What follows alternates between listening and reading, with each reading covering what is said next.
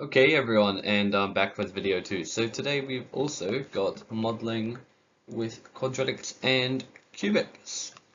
I'm going to go through these quite briefly. Obviously same thing as last time with the definitions and stuff, but then once we get to the modeling I will hasten up a bit and we should be good to roll. So I'm going to be doing real life uses of modeling quickly, just tell you how they work. The constant of proportionality, modeling of quadratics, and modeling of cubics. Okay, usages of modeling. So modeling in math, you can use it to make anything kind of work. So I've got here you solve real life problems. So you've got calculating maximum area of unknowns, workability of functions.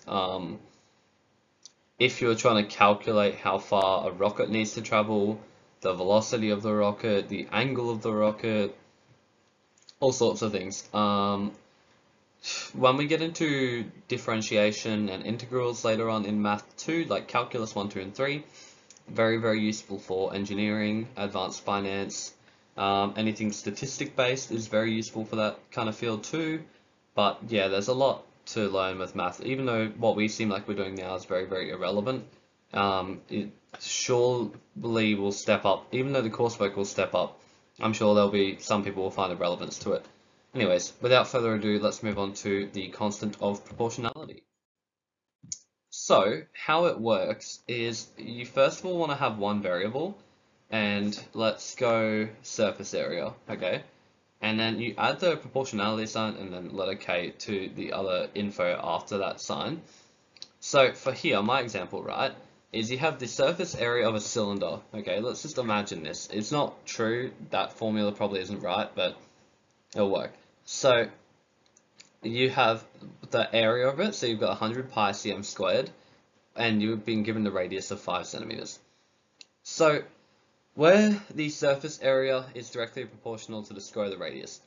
So the question will be asking something like that. It'll give you an area, it'll give you a radius, and then it'll be like, it'll tell you what the thing is directly proportional to. So first of all, you have surface area, okay? Surface area, as I said here. And then this sign here means directly proportional, this sign. And then you have, see how it's got directly proportional to the square of the radius. So that means radius, and then you're squaring it. Okay, so you're nearly correct if you write this, right? Surface area is directly proportional to the radius squared. But the last thing you need to do is just add the letter K. That's your constant. And then here, what I've done is you have 100 pi centimeters squared is equal to K5. So I've subbed in, oh, I've made a mistake here, K5 squared. So I've subbed in my radius, right? So this should be divided by 25, sorry. And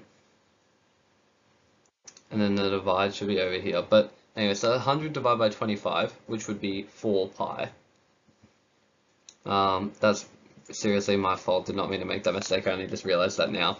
But yeah, so it'd be, like now you can say that you have the formula. So the formula would be 4 pi r squared. 4 pi r squared. But pretty much, it works in the way that you have your area and your radius and it tells you what they're proportional to. Then you just chuck a k in front of that and then you solve for k. And then this formula you now use in the modeling of your questions, which I'm about to get to in a second now. So we've got modeling of quadratics. So here are a couple rules of thumbs. These apply to the cubics too, and I'll remind you of them. But you always need to be consistent with your units. So if you're using meters in your question, keep it with meters, or centimeters, so on and so forth. You should always allow all the units to be in terms of each other. So if you have like a square, and then one side is in like x, and the other side is in y, try and get that y side into terms of x if you can. If you can't, that's okay, but try your best to. The next thing you should do is make equations for the question so they'll be able to solve it. Then, if necessary, you just point out any domains. So, for example, like your side length obviously can't be negative, or it can't be greater than whatever the question is. And then lastly, solve it off and finish it up like that. So, let's get into a question. So, right now, you have this right angle triangle, right? And it's got a side here, 3x plus 3 cm. So, this hypotenuse here is 3x plus 3. And then the other two sides are 3x, let's call that 3x, and this one is x take 3. So what you should be doing now is you want to have your, determine the value of x. So you can use Pythagoras theorem to do so. So c squared equals a squared plus b squared. So that's saying that 3x plus 3 squared is equal to 3x squared plus x take 3 squared. Then you can arrange this, like you can change this around a bit, so you can have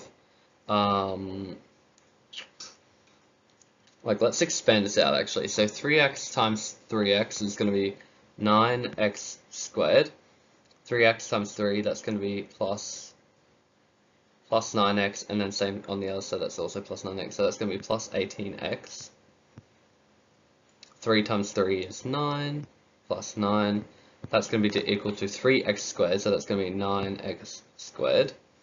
Okay, and then x take 3 squared, so that's going to be plus x squared take 3x is going to be take 6x plus 9. And then the first thing you can do is you can kind of cancel out things that you see are common. So there's plus 9s on both sides, okay, you can ignore that. 9x squared on both sides, we can ignore that. And then we might want to transfer this over. So let's see, you're now left with 18x is equal to x squared take 6x. And then let's bring this 18x over, and that way we can get it equal to 0, and then you can evaluate it for a root. So now we can say that x squared, and then take 18x, take 6x is going to be 24x, so take 24x is going to be equal to 0. X squared take 24x.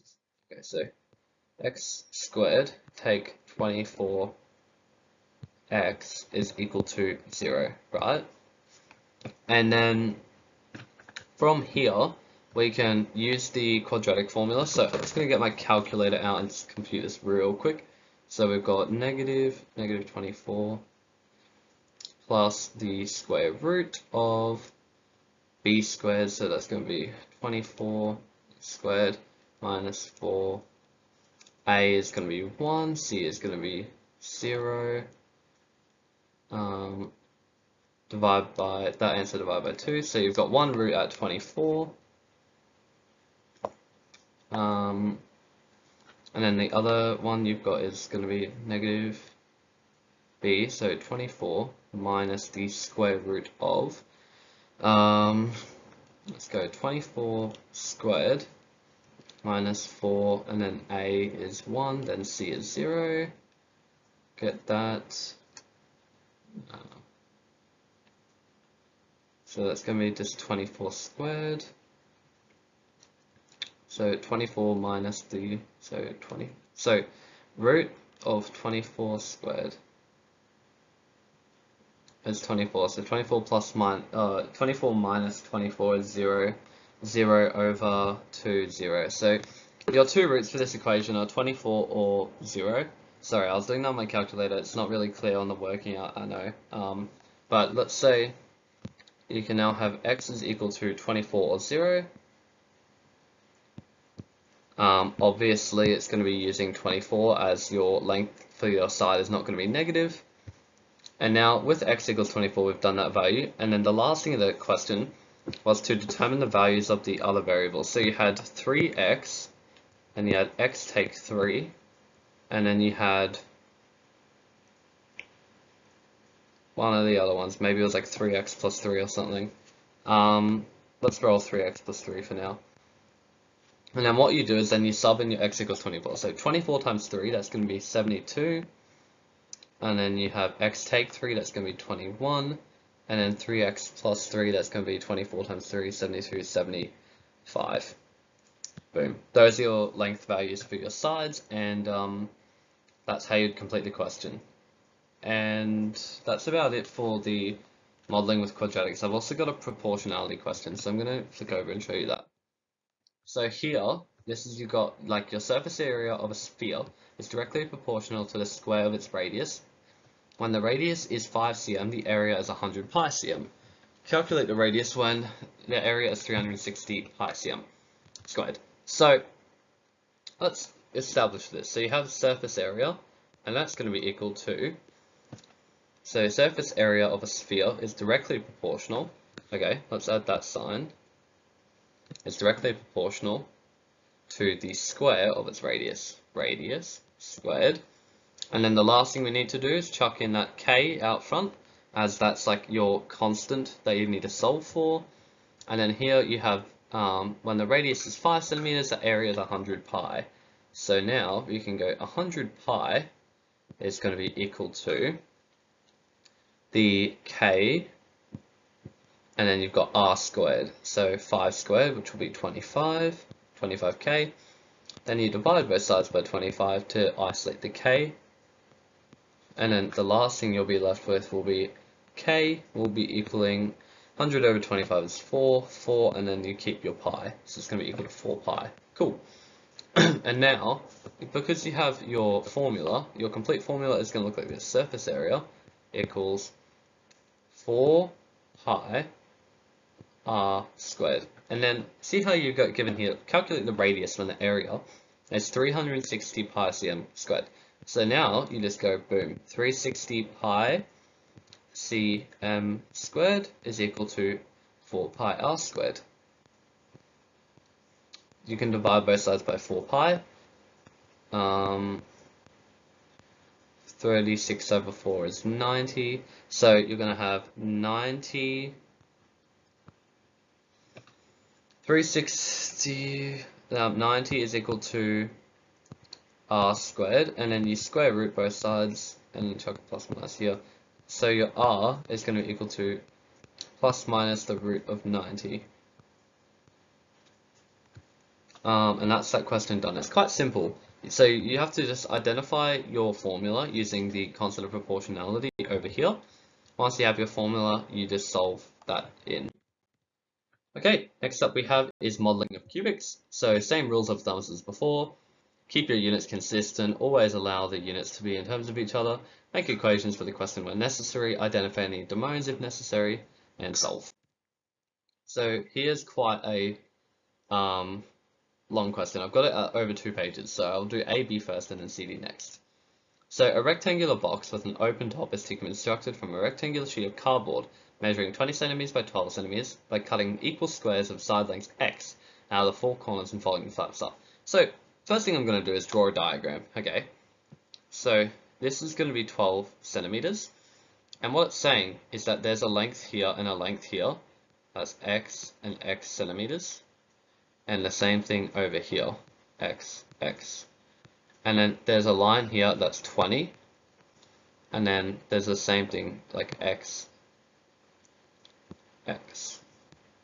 Same thing. But anyways, these side lengths are all x. So it wants me to express length, width, and height in terms of x, and hence express volume in terms of x. So, okay, well, this is your width, okay, 12 centimeters, and there's an x cutting into both sides of the width. So the first thing you can say is width is going to be equal to 12 minus the 2x, okay? You can agree with me on that because there are 2 x's there, and then that's 12 centimeters in total. Then your length of the box is a similar thing, where it's going to be 20 take 2x, because over here you've got your x over here, you've got an x over here, so 20 take 2x. And then your height is, if you fold up that corner here, right, and you make a crease along that edge here, that's going to be the same area in as x is. So height is just equal to x. And then what it wants me to do is now get the volume. So we all know volume of a box is length, width, height. So now you can say that the volume is going to be equal to x, 20 take 2x, 12 take 2x. There's no need to expand that. If you want to, you can, but in the sake of this question, I would keep it unexpanded. Just because 20 times 12 is like 240, then you've got very large numbers you're dealing with in this case, so I would not recommend expanding it. Next up, we can do is we can state any restrictions on the value of x. So you first of all want to grab your equation. So let's draw two lines down here. 12 take 2x is one side. 20 take 2x is the other side. And both of these want to be greater than 0, right? And that's because you don't want to have like a negative width or a negative length, because otherwise I don't think the box would exist if it did. Anyways, what you want to do is you want to rearrange. So 12, and then you can bring that over to the other side. So 12 greater than 2x, and then you kind of treat this like a normal inequality. Divide by 2, divide by 2. So you can have 12 greater than x, okay. That's 6. That's my fault. So 6 will be greater than x, or you can do this other one, where 20 greater than 2x, and then so you're saying that x is over here, so 10. And then whatever one encompasses or like contains both, you should use. So in this case, 6 would be in this one, like 6 falls into this one, but 10 doesn't go into that one. So we're going to use that as our domain, 10 greater than x. Let me just write this down real quick. So you've got volume equals x, 20 minus 2x. I'm going to rewrite this on the next slide. I'm just writing it down before I flick over. 12 minus 2x, and you've got domain is going to be equal to 10 greater than x. Okay, and if you want to further your domain, you can actually write it out like this. So you can have 0, and then your x value is going to be greater than 0, and then the biggest value is going to go to is 10. So that's your domain. Now, the next thing we need to do is we need to sketch the graph of volume against x for appropriate values and given the unrestricted graph. So here we can just whip out a Cartesian plane real quick and sketch the graph of v against x for appropriate values. So you might have like a maximum turning point here. So the graph ends at 10 and it starts at 0. So you only need to draw this segment here. It's got a turning point at 2.3, it's got a turning point 8.24, and then it's going to go like up and then down and up again like that.